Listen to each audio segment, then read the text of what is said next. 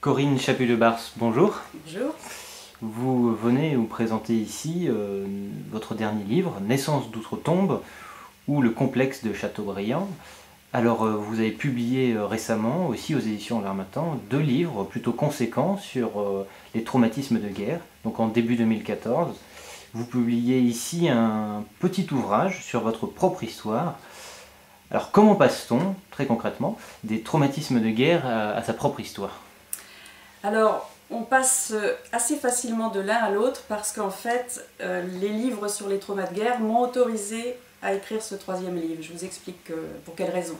En fait, les deux premiers ouvrages que j'ai publiés étaient des ouvrages scientifiques issus d'une thèse. Et c'était la première fois véritablement que je publiais. Je dis véritablement parce que j'avais publié autrefois quelque chose qui ressemblait plutôt à un manuel. Et donc, disons qu'on n'a pas besoin de la même légitimité pour écrire ce type d'ouvrage. Là, en revanche, c'était donc des ouvrages scientifiques qui avaient été validés par mon diplôme de doctorat. Et le fait de les avoir publiés et d'avoir, d'une certaine manière, été validés par la communauté scientifique pour pouvoir le faire, ça m'a autorisé cette fois à écrire une histoire beaucoup plus personnelle que je portais en moi depuis très très longtemps.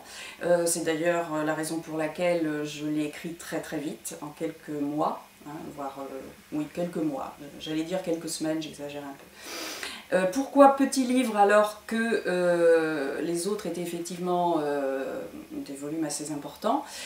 Parce que justement quand on écrit un récit autobiographique et que l'on s'expose, on est forcément d'une certaine manière impudique et donc faire quelque chose d'important en termes de volume, étirer la pensée, donner des détails sur son histoire, je trouvais que c'était mettre de l'impudeur sur de l'impudeur. Donc pour moi c'était important que ce soit un petit livre et qu'on laisse aussi la part pour chaque lecteur à son propre cheminement et à son propre imaginaire.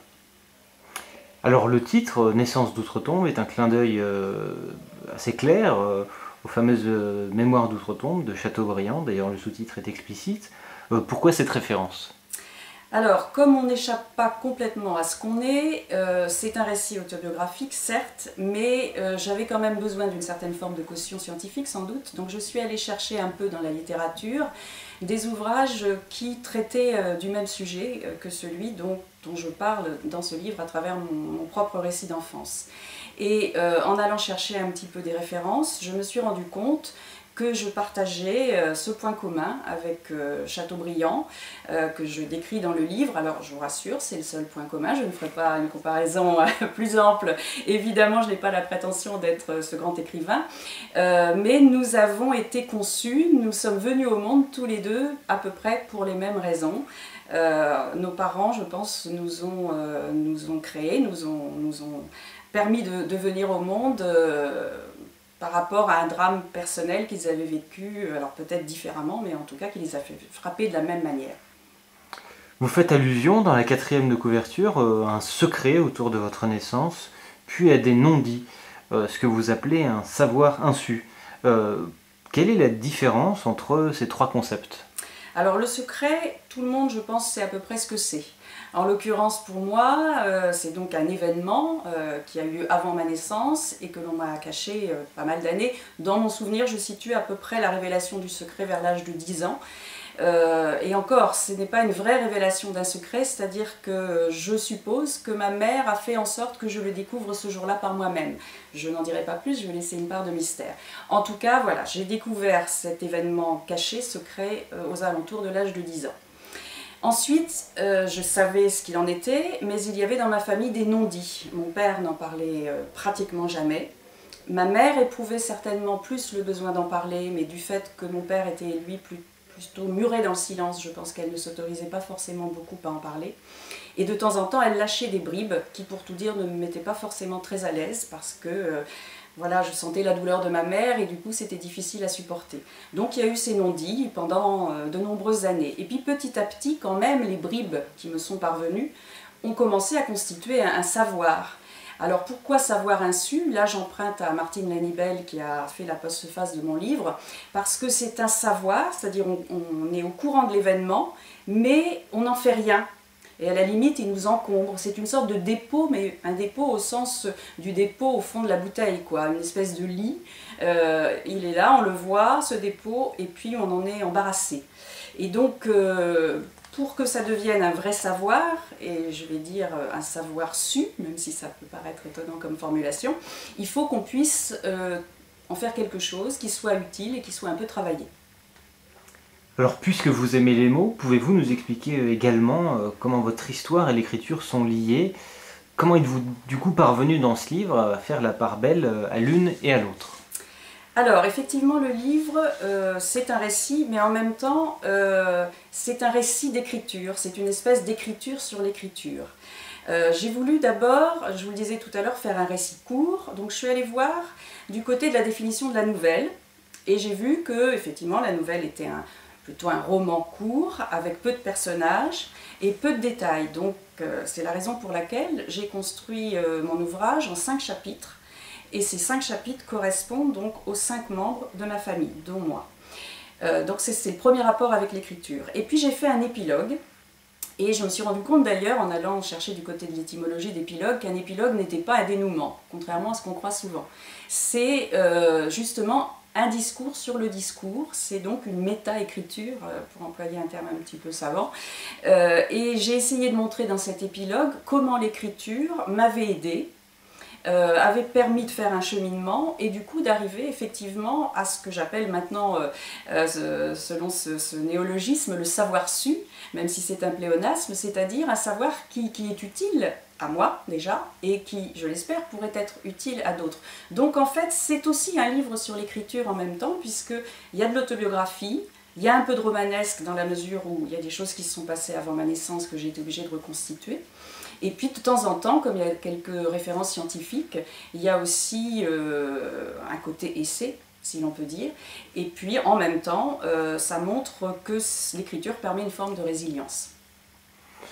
Justement, puisque vous parlez de résilience, qu'auriez-vous envie de dire à celles ou à ceux qui ont vécu une histoire semblable à la vôtre, ou aussi aux parents qui ont vécu le même drame que vos parents? Alors déjà, je sépare un petit peu la situation des enfants et la situation des parents. Donc les parents ont effectivement, dans le cas de Chateaubriand ou dans le cas de mes parents, vécu un drame extrêmement douloureux, sûrement le plus douloureux d'entre tous les drames. Je pense que pour des parents qui ont vécu ce drame-là, l'écriture peut être effectivement un moyen, alors je ne dirais pas de faire le deuil parce que je crois que c'est pas entendable pour des parents qui ont vécu cela de pouvoir employer cette expression, mais en tout cas de prendre un peu de distance et de se représenter, mais au sens d'un spectacle, entre guillemets, avec plein de guillemets, leur histoire.